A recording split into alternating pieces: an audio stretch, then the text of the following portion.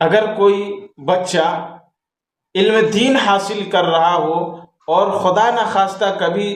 کوئی ایسی پریشانی آ جائے جس کی وجہ سے تعلیم بند کرنا پڑے، تو اس کی تعلیم نہیں بند کرنا چاہیے، اس پریشانی سے مقابلہ کرنا چاہیے، کیونکہ ہو سکتا ہے کہ اس کی تعلیم کی وجہ سے ہی تمہیں روزی دی جاتی ہے۔ جیسا کہ حضرت انس بن مالک رضی اللہ عنہ بیان کرتے ہیں کہ رسول اللہ صلی اللہ علیہ وسلم کے زمانے میں دو بھائی تھے، ان میں سے ایک نبی صلی اللہ علیہ وسلم کی خدمت میں حاضر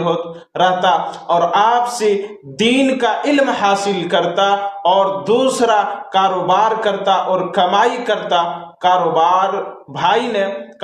بھائی نے نبی صلی اللہ علیہ وسلم سے اپنے بھائی کی شکایت کی کہ یہ کاروبار کرنے کے بجائے زیادہ دیر آپ کے ساتھ رہتا ہے، تو آپ صلی اللہ علیہ وسلم نے فرمایا کہ تمہیں کیا